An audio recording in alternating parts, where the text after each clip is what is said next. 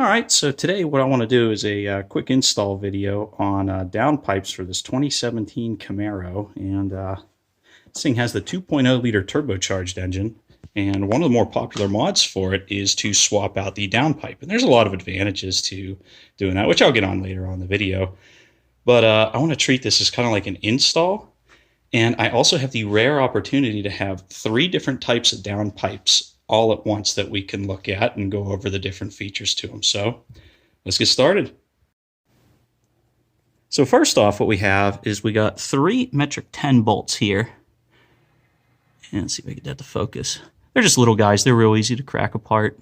I only used a small 1/4-inch drive ratchet to get them. But there is one here, here, and then one that I already got loose up top here. And then you could take the heat shield for your turbocharger off. And there she is, the TD04 turbo for the Camaro. Next, what you got to do is your oxygen sensor. I already took the liberty of taking this apart. There's a little slide tab where you push the slide tab up, and then you just squeeze on the tab and it unplugs from right here. Then you just leave that loose. I already cracked this apart early too. I'm sure this is metric for your oxygen sensor, but I just used a 7/8 wrench to get it out. Okay, there's your oxygen sensor. Now that that's out, we could go for the main bolts that are on the back of the housing of the turbocharger. Now on the back of the turbocharger housing, you got 4 bolts that hold the downpipe to the flange of the turbo. I already cracked a couple of them loose. They weren't really that bad to get off. They're metric 15s. I had a little bit of problems with this one. For some reason, you can see here on the end of this stud here, all the threads are boogered up. I'm going to have to get a new nut for that because this nut, when it came off, zipped out all the threads with it. So that's not going to be too hard. Now, I have the stock downpipe here to show you a little bit of an idea as to where all these bolts are. These are the top 2. Here's the side one. These 3 are real easy to get at. It's this last one here on the side that's a little bit of a pain in the butt. And like I said, it's a 15 millimeter, but I was able to use a 5/8 wrench in order to get it off. It really wasn't that tight. And the best way of doing it is to take your wrench, slide it up underneath. I don't know if we can see back here. And then you could put it onto the back of the turbo from here and use your other hand to hold the wrench on, and you can take it right off. Now, just a little overview here. I got all the bolts that you need to take off from the top half of the engine. You got your 4 main flange bolts to the turbo. Those are 15s. You got your 3 heat shield bolts. Those are going to be your 10 millimeter. And then you just got this big oxygen sensor with the connector. You do that. The rest of the work is just underneath the car. All right, now that we're underneath the car, I want to show you a couple things here. The only things that really hold the bottom of this pipe on is going to be these 2 flange bolts. There's one right here, and then one right there on the other side. And I never had much luck just getting the nut off. The stud always comes out with it, but in a sense, you already need that out so you could thread that into the new downpipe. One other thing I wanted to show you while we're done under here. There's been a lot of talk about O2 extenders and how to trick your computer into not getting the check engine light. This is your O2 sensor right here. And it just plugs in right here. This is an easy connector to get off. You just squeeze and pull. This right here, this shiny, used to be 90 degree, shiny 90 degree bend. I'm from the Rust Belt. This car's only a few years old and it's already rusting up, but this is called an O2 extender. The purpose of this second oxygen sensor is just to monitor the condition of the catalyst that would be right here on the stock downpipe. And of course, this is a catless downpipe, so there's no catalyst inside of it. Now, if you run a catless downpipe, it's not going to see the catalyst and it's going to throw a check engine light. So what you do is you put on one of these 90 degree O2 extenders and it takes the oxygen sensor up out of the oxygen or exhaust stream, and it tricks it into thinking that there's something there, and that'll get rid of your check engine light. But these are really cheap. You can get these on eBay for like $9–10. But if that's an option you want without tuning your check engine light out, it's just a great feature to have. And I've run this for a couple years with no issues. We got the one bolt out already. So we get the second one out here. Well, it's a good thing I got a new gasket. I got the part number for this GM gasket too. They say whenever you put this downpipe on, you can reuse the old one, but I mean, the new gasket from, I think I got it from GM Parts Direct. It was only like 10-15 bucks, and to me that was just worth having the new gasket. There it is, it's free. And here's the stud that comes on it. You can see how it's got like the little extra threads on there to thread into this downpipe. I hope that doesn't conflict with my new one. Alright, well, we'll yank this out, and I'm going to plan on bringing it through the top. If you can get the car up high enough, I think it'll come down through the bottom, no problem. There's plenty of room to work under these things. Alright, let's get to the top. Alright, so I got all 3 downpipes out, and we'll take a look at them. Stupid bike, left me stranded at Arby's again today. So, going from left to right here, this is going to be the stock downpipe. And I did some measuring beforehand, so we could just talk right through here. The inlet of the stock pipe here, at the edge of the carbon, is 3 inches, but if you look, you can see this necks down to about 2.5 inches on the inside. So that's a little bit of a restriction here.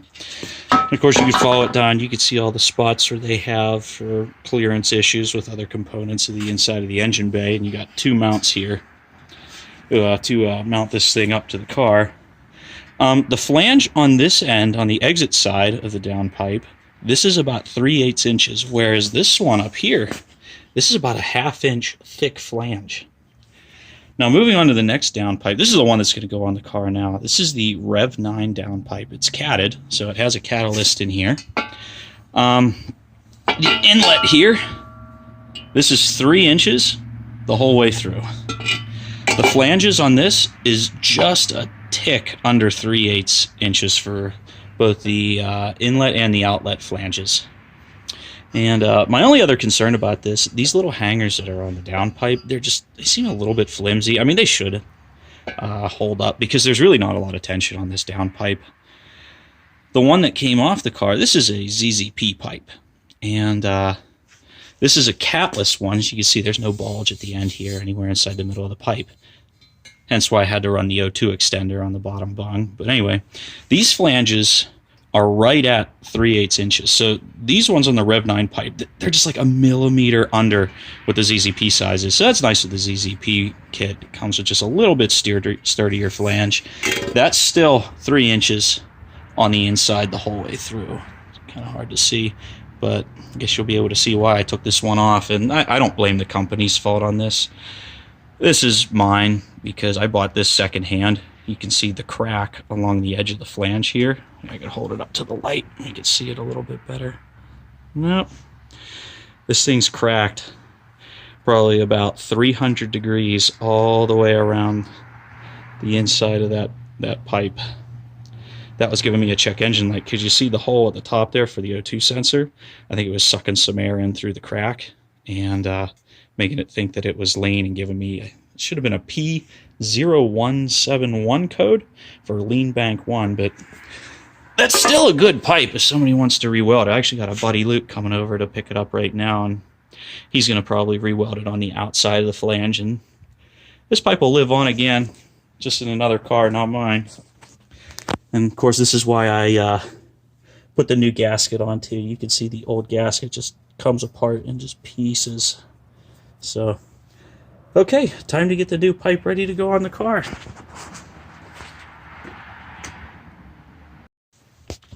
Now I forgot one more thing to note whenever you're doing the downpipe swap. This is your stock gasket. You got to pry this out with a screwdriver. This will get reused. All this does, you just slide this right into the grooves for the new downpipe, and it's ready to be bolted down to the turbocharger. So here's another thing that we're going to need in order to bolt this up. This didn't come with any new hardware. I thought this flange would be threaded like the other downpipe was. It's not. It's just a hole, so that means you're going to have to get a set of 10mm bolts and a couple washers, a lock washer, and a 10mm nut in order to bolt the flange together. I found these are about 1.5 inches long, and if they need to be a little bit shorter, I'll just stack a couple washers to make it work. And I'll have to see whatever I can do in regards to getting these hangers mounted up. I'm going to try to use the stock hangers from the stock downpipe and see if I can make something work. But definitely glad I bought some new nuts from Lowe's here. And I dropped one off the back of the turbocharger, so it's gone forever. It's somewhere down there. Part of the ship, part of the crew. Alright, so it's late now. I've been having to make a couple parts fit. For one, this gasket here, this is the stock factory gasket that you reuse. This just did not go into here. I had to take a Dremel, and I don't know if you can see it, but I had to machine a good bit of this lip off in order to get it to fit, which is just the gasket, so it really doesn't bother me too much. I had a spare one here just in case, but you can kind of see the comparison. The edges are normally sharp, but when you take that much material off, they become rather rounded. So now that that's complete, it's about time we get this pipe on. Alright, now with the assembly part. This part always feels a lot better than whenever you're taking a bunch of stuff apart. So just finishing tightening up the last couple bolts on the top. And we're going to get that O2 sensor plugged in. Alright, and I just put a light coating of anti-seize on it. And you just need a little bit just on the threads, nowhere else. Now this is a slightly different location because if you notice with the Rev 9 pipe, there's two bungs on this. There's one here if you want to put in another wideband sensor, and then here's one for the factory. So we'll screw that in and get that connected up here to this connector. So while I wrap up the top here, I wanted to give a couple quick little assembly tips. Whenever you go to reconnect your O2 sensor, make sure to route it behind this line with the heat shield.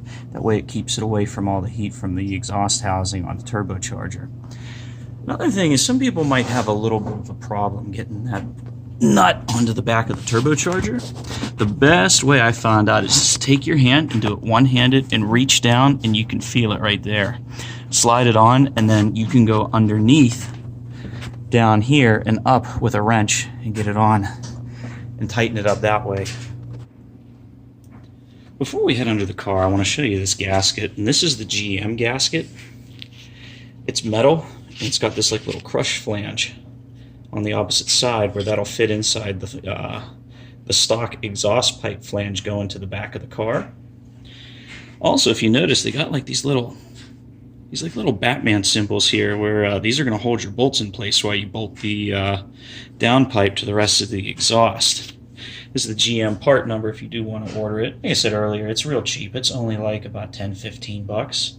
There is one other gasket, and I think it was the Felpro kind, where it was a fibrous gasket, and it wasn't a metal gasket like this one.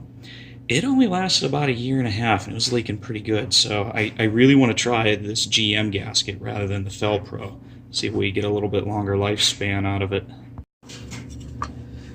Looking at the pipe underneath the car, you can see the initial lineup isn't bad. It's only about 1/8 of an inch off.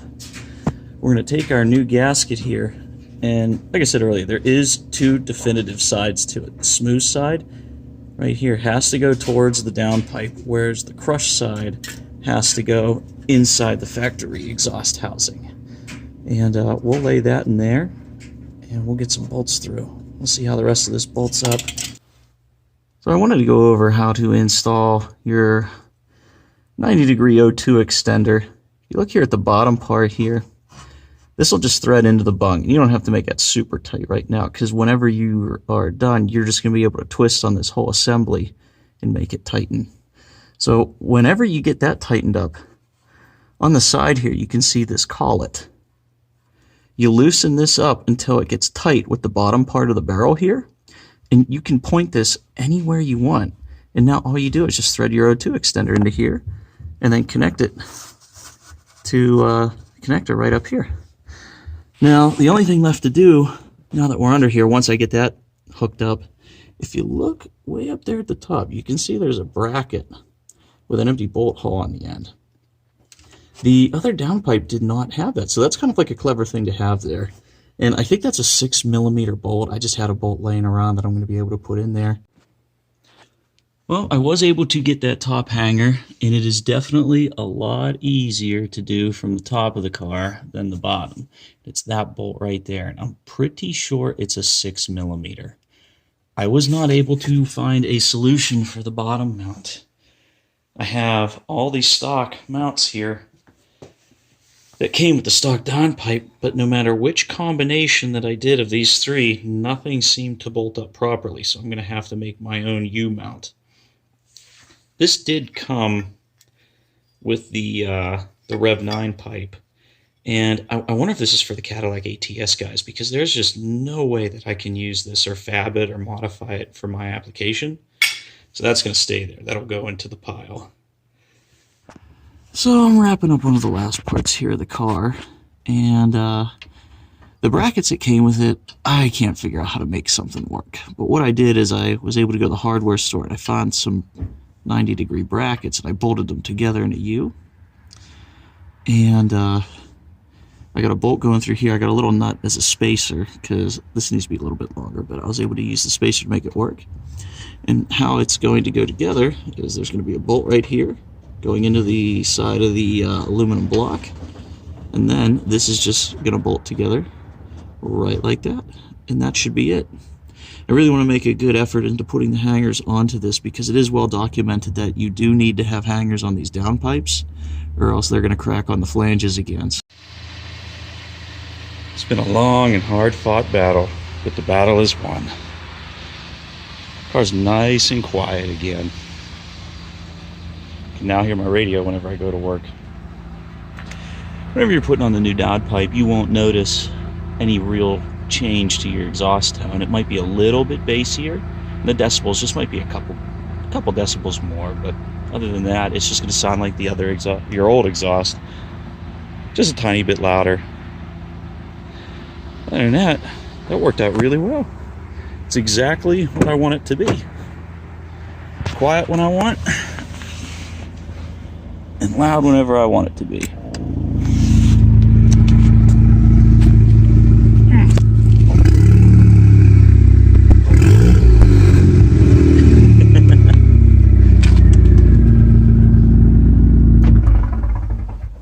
If you're interested, I'll show you how I put in an electric cutout at some point, but the car is all back together and in one piece, and the only sacrifices it needed was 2 turbo flange nuts and my 17mm socket. But I hope this clears up a little bit of the gray areas and some of the repetitive questions that get asked on how to install downpipes on these cars. But if you have any questions or comments, feel free to let me know, and I'll see if I can answer them as best I can. Thanks for watching.